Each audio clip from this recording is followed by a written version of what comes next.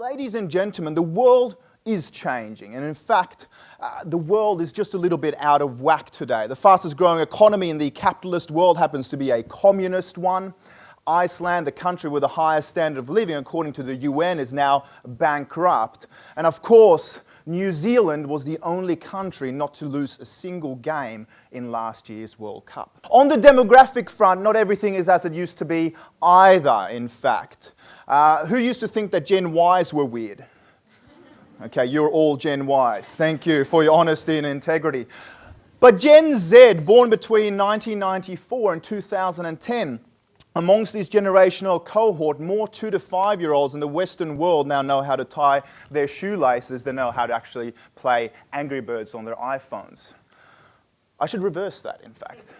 So more 2 to 5-year-olds in the Western world now know how to play Angry Birds on their iPhones than know how to actually tie their shoelaces.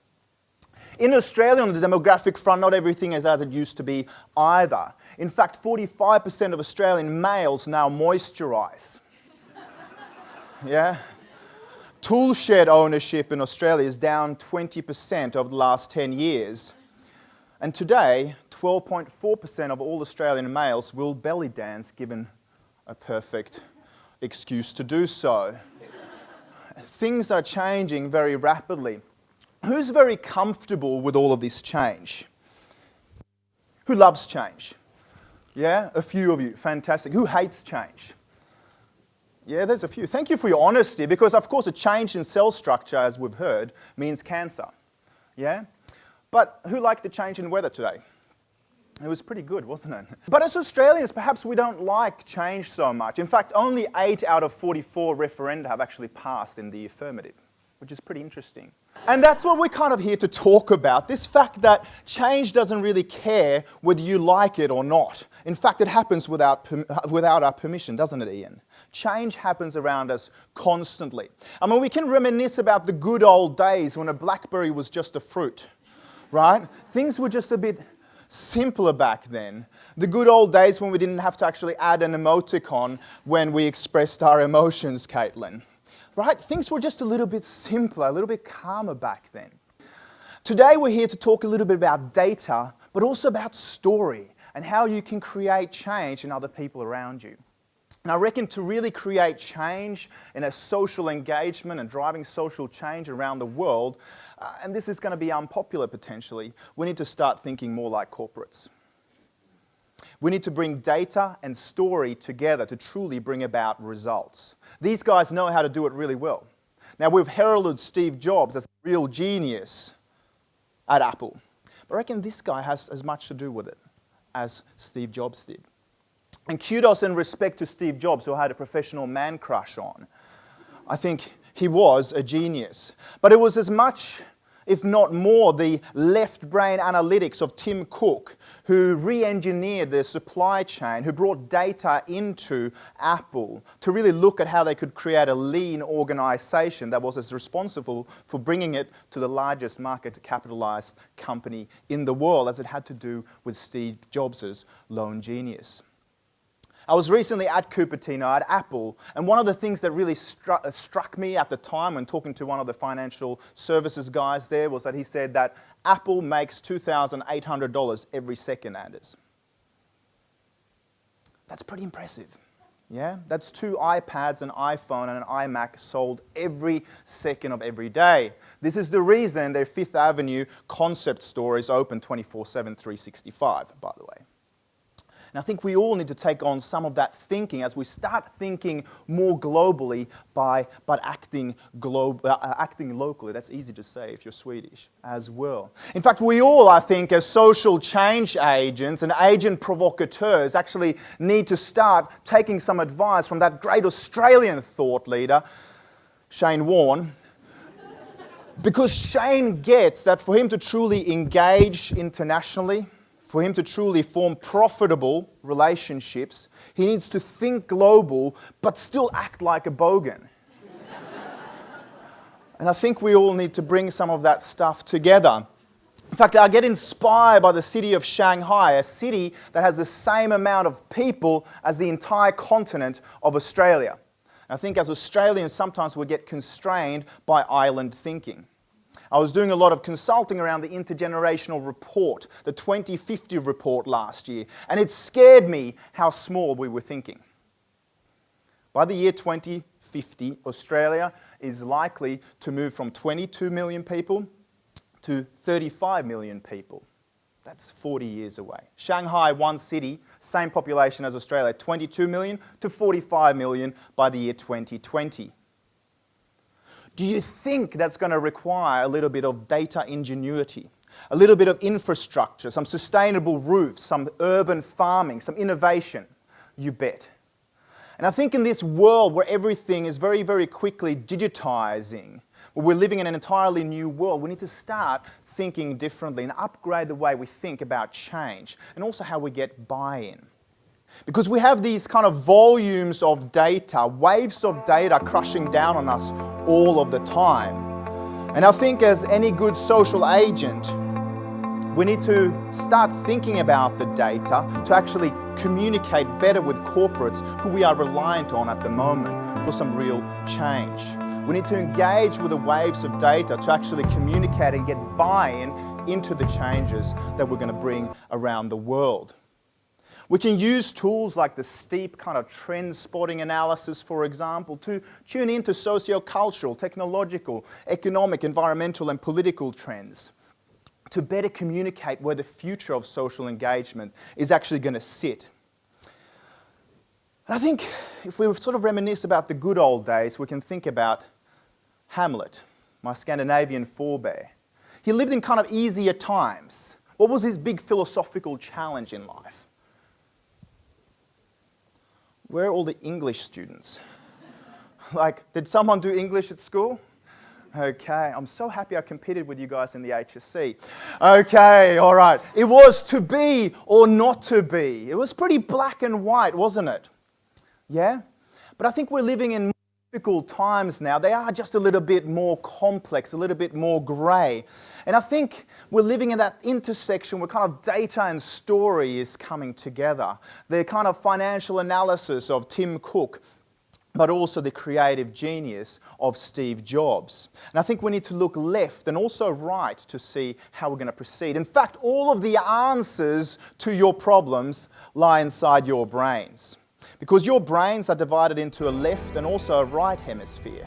The left is a little bit more logical, analytical, sequential and mathematical. The right brain is a little bit more creative, innovative and future-minded. And we need to actually bring them together so that we can ensure that our ideas truly get incepted. But if you've ever seen that ad for, hi, I'm a Mac and I'm a PC, you'll know what I'm talking about. PCs are just a little bit more left brain, Macs a little bit more right brain. We've got data versus story. But if we look to the market share of Apple just over the last few years, it's interesting to note that their Q1 11 market share was sitting at a pretty humble 11%. This is not counting all the iPads in the audience here, by the way. But if you look at the growth of Apple compared to all these left-brain companies, for example, what you can see there in the yellow behind me is that it actually increased its market share by 15% in a market that overall in the world actually shrunk 4%. Now, this data is interesting because Macs are just a little bit more right-brained in some ways. Whoever got an instruction manual when they bought their new iMac? No instruction manuals come, but you might be special. Okay. Maybe you get one at the Genius Bar when you actually get there. So my encouragement to all of you here today as students, and by the way, McKinsey says that the top talent that companies are looking for today are T-shaped individuals. People on the vertical who have a deep-centered sense of expertise in a particular area, yeah? The kind of logic, the left brain, the data, the statistics, the analysis, but also the breadth on the horizontal axis to actually emotionally connect with people around them. Now, I want to encourage all of you to actually become T-shaped. And I think as people, sometimes we forget our humanity, as Bill Compton would say. And all my philosophy come from True Blood, by the way. I think we need to remember our humanity. Because as humans, we get so much data thrown at us all of the time, from 360 degrees. Yeah? Who loves the slides, by the way? Well, you might be a visual learner, and thank you very much. I can sleep quietly to boost my jet lag kind of battle today as well. Who hates the slides? Who's gotten seasick because of them? Okay, I will be weeping into my pillow if anyone does. Some of you learn best visually. Some of you are going to love the sound of my voice, I hope.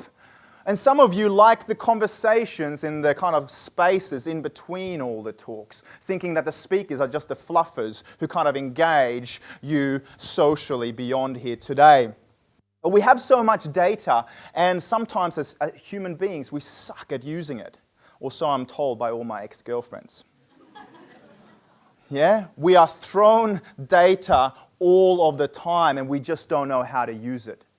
But corporates do. We're living in a new environment of big data right now, which is enabling corporations to communicate in a more tailored fashion with you than I am. And as human beings, I think we need to take back some of that power and actually be inspired by corporations' ability to use big data to tailor our communications better. The data deluge in which we now live means that organizations like Zynga, and some of you will be using their games online socially every day, are now generating 5 terabytes of data every day about their social consumers' habits. Who's ever received a bill from Google? Yeah? We're paying them every day by telling them about our behaviors so they can better tailor, persuade, and manipulate you. Interesting new times, isn't it? I think data wants to be social in many ways. Data wants to be set free. And I think we need to socially analyze data to better communicate what your organizations are trying to do. Data is less about ones and zeros today and more about story, but it's when the two come together that you can truly make an impact in the world. According to Facebook, I'm a Brooklyn Jew. Sometimes they get it wrong, right? What business is Facebook really in? Data mining, absolutely. So they can tailor ads to us. Now they think I'm a Brooklyn Jew, and even though I have Jewish family, I'm not technically Jewish. I wish I was sometimes. But I spend a lot of time in Brooklyn, in New York. I have Jewish family from the Bronx, and I also spend a lot of time in Israel. Now I upload photos on Facebook, doing status updates from Israel or Brooklyn, and I happen to like Brooklyn beer. Now, Facebook hasn't nailed my advertisements about reading the Torah or going on religious tours to Israel quite yet, although it sounds interesting. But we're getting more and more closer to kind of this data mining revolution of tailored communications. On websites like brandkarma.com, the brand karma of various companies are being displayed. This is based on the algorithms and the data mining of social conversations through social analytics online. And the more green and yellow your brand karma flower, the better your organization is perceived out in the Twitter sphere. Interesting new times. The most trusted brands in mobile payments at the moment are companies who understand how to use this data to tell a better story that is truly aligned with their consumers' interests. MasterCard, Visa, American Express, not a single one of them happens to be a bank. Now, I've just come back from Amsterdam working with ABN AMRO on future-proofing and scenario planning their future as a bank. The future of the bank is as a data miner, not in accounts. Interesting new times. And I think we all need to realise that we're kind of more high maintenance now. In fact, the great Australian thought leaders and management gurus, Kath and Kim, really nailed this. Because what do they say? Look at me, look at me, look at me, right? It's all about new communications. In fact, the golden rule is defunct today. No longer is it good enough to treat other people the way we want to be treated or communicate with them the way we want to be communicated with. We need to step up and actually communicate with people and treat them the way they want to be treated, which takes a bit of new thinking. The way we like to think is also the way we like to communicate. If you love numbers, start thinking with your heart. If you love your heart, start thinking in numbers. It's that easy. And I think because of this, what we're seeing is a shift from kind of demographic segmentation to psychographic segmentation, the focus on attitudes, beliefs, and values. Because in Japan, more adults read Comic-Cons than children in the United States. We're all a bit wacky right now. The fastest growing segment on Facebook right now are 55 to 65-year-old women. In fact, there's a new t-shirt out in the marketplace which says, "I Facebooked your mum." We're all generational transvestites and a little bit weird. And we need to be communicated with in a psychographic fashion moving forward. This is my mother in Sweden. This photo was taken yesterday. The vest she's wearing, and it's coming back into fashion, I'm told, I was given as a gift when I was 17. Clearly I loved it. But I have this auntie who is not my favorite person in the family, who insists on giving me gifts every year. She never thinks about what I want. And as you can see, I make good use out of my presents. They get passed on in the family. And I think today, more so than ever, it's the thought that counts. But it's the thought about what our key stakeholders actually want, not what we want. We're not that far away from this world where more and more companies are moving into data mining. The LCD screens on the side of London buses are now connected up to GPS devices. So as the bus actually drives through Kensington, then takes a right turn into South Kensington, then goes forward into Notting Hill, they know that Julia Roberts is just a little bit more high maintenance than her neighbours down the road. And they shift the advertisements based on the psychographics in the area.